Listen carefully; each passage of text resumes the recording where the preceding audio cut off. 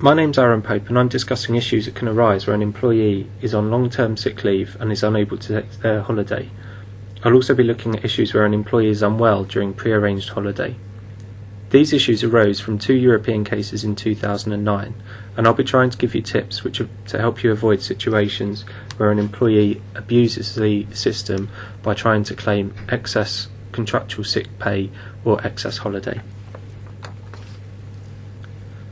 There has been a huge change in the regime regarding holidays and sick leave as a result of 2 cases, Stringer and Parader. Both of these cases were in the European Court of Justice, and both decided that the European Working Time Directive was inconsistent with the UK Working Time regulations when it came to the treatment of holidays and sick leave. In Stringer, the European Court of Justice sought to differentiate sick leave from paid holiday. The quote on the slide shows that paid holiday should be for leisure, whereas sick leave is for recovery. The ECJ decided that entitlement to holiday accrues during a period of sick leave. It also found that if an employee is prevented from taking holidays, then those holidays can carry on into the next leave year. How could an employee be prevented from taking holiday? Well, it could be because they've taken sick leave throughout the year, and so they've been unable to take holiday during that year, or it could be because they've been ill between 2 leave years and so there's been no opportunity for them to take holiday. Finally, if an employee is unwell right up until just before the end of the leave year, there might not be sufficient time for them to take leave. If Stringer is followed in the UK, it will override your policies, which might say that employees use or lose their holiday entitlement. In Parader, the ECJ decided that although an employee may be able to take holiday during sick leave, if they don't want to do so, then the holiday must be granted at a different time, even if this means carrying it over into the next leave year. We don't yet know whether the tribunals will definitely follow Parader or Stringer. Those 2 cases will apply to public sector employers, but will they apply to private sector employers? There have been a few cases on this. There have been 2 cases on Parader.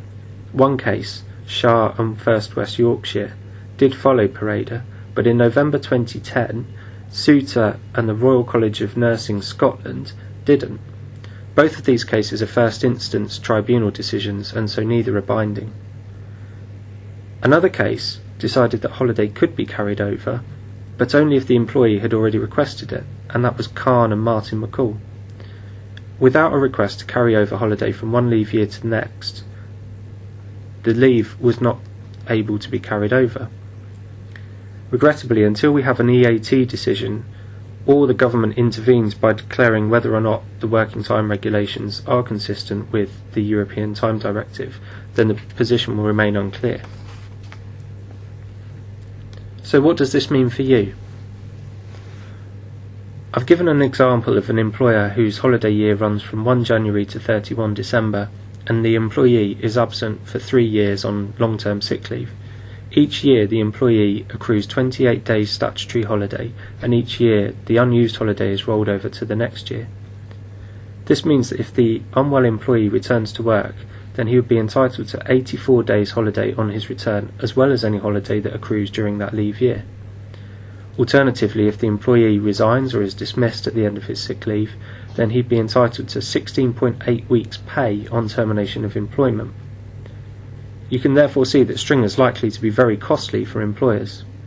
We have seen a case, Rawlins and the Direct Garage Door Company, where a tribunal awarded a worker unpaid holiday for the last 15 months of his employment.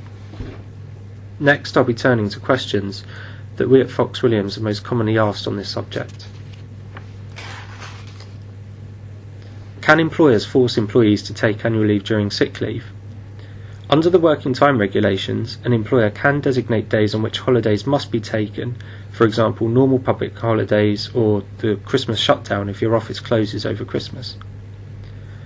There is a benefit to an employer in designating holiday during sick leave because you can control your liability.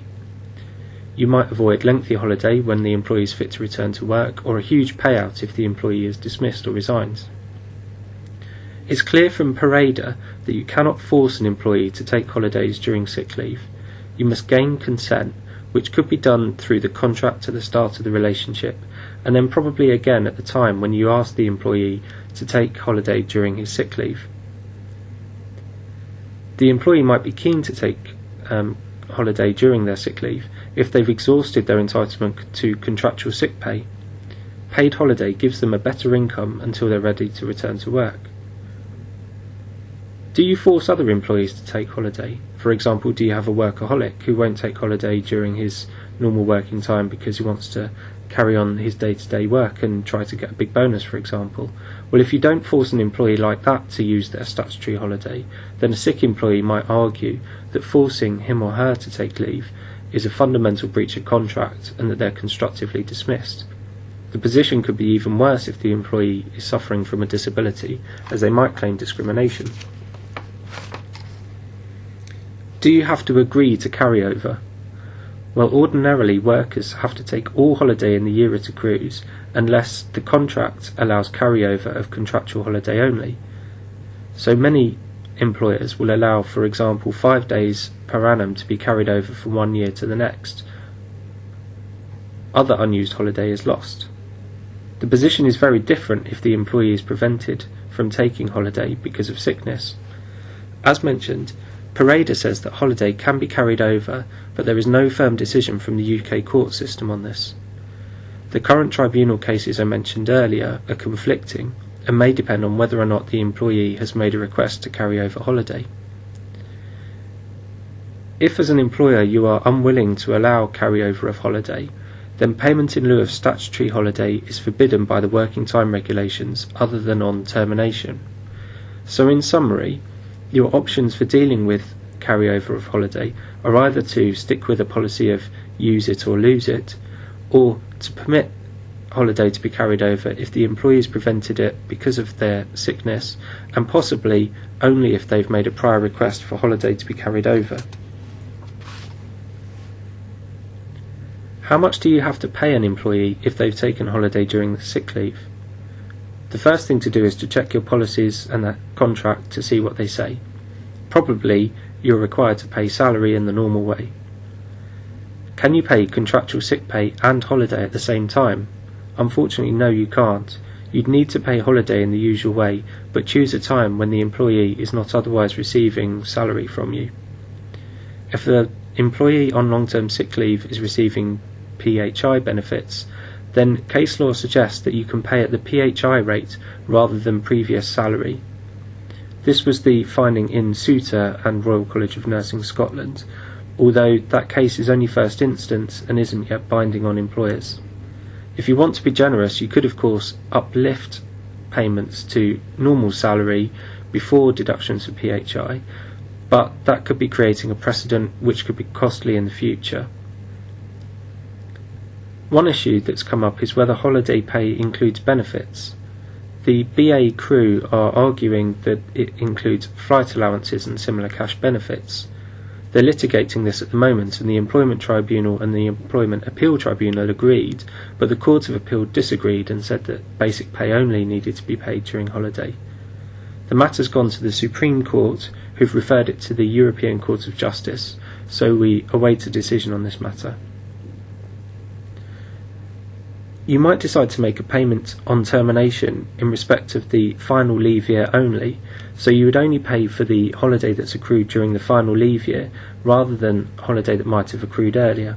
Taking my earlier example of the employee on sick between 2011 and 2014, that employee would only receive a payment for the final year, which was 28 days holiday, and he wouldn't be paid in respect of the 56 days holiday accrued during 2011 and 2013.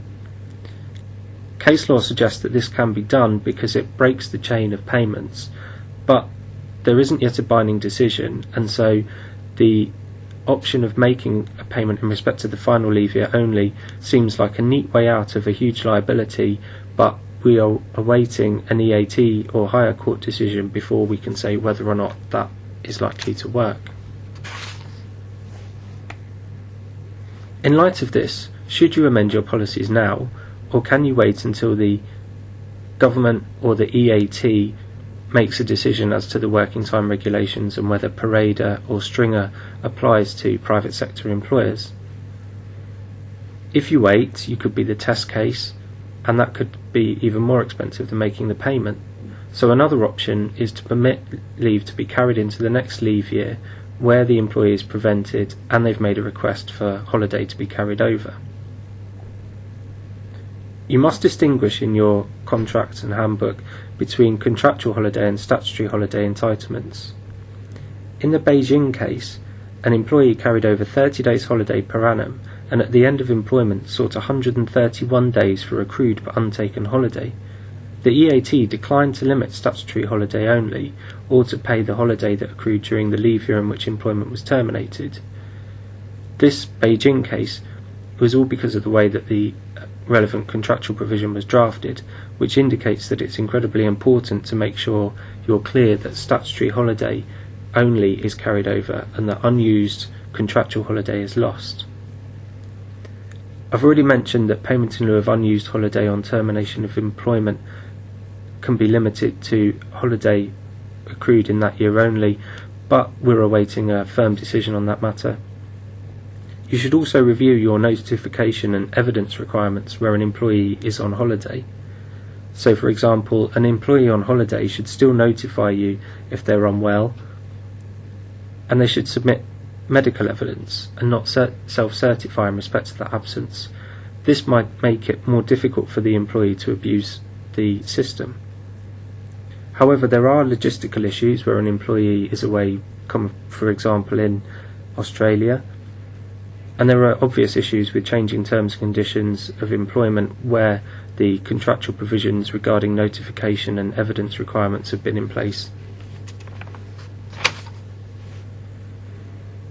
Other steps you can try and take to avoid abuse would be to avoid significant accrual of holiday leading up to termination. You cannot make a payment in lieu of accrued but untaken holiday each year, but you could ask employees to take leave while they're on unpaid sick leave. You might also consider adjusting company sick pay and removing contractual sick pay and replacing it with statutory sick pay only. An employee who receives SSP during periods of sick leave is unlikely to argue that their holiday was sick leave because they'd only receive SSP or no payment at all for that day's holiday. On the other hand, an employer with a very ungenerous sick leave provisions might find recruitment difficult. You should consider improvements to your sickness absence and monitoring procedures in addition to the ones I mentioned earlier. For example, you should be clear that sickness during holiday means that the employee is unfit for work, not merely that they're just a bit unwell and can't enjoy their holidays. For example, an employee who's on a ski trip might break their leg and be unable to enjoy the ski trip, but they're still well enough to turn up for work. That sort of injury should not mean that the holiday has to be retaken at a different time. Also, check your PHI benefits. We haven't yet seen a PHI scheme which deals with holiday during sick leave, but some might do, and it might be something that you're able to negotiate. So in summary, we're waiting for the EAT to reach a decision regarding parader and stringer before private sector employers know for certain whether the case law applies to them. The government seems very unlikely to amend the working time regulations to resolve the position.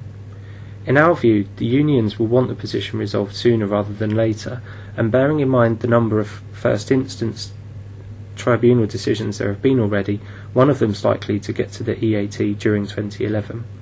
Until then, that uncertainty remains for private sector employers.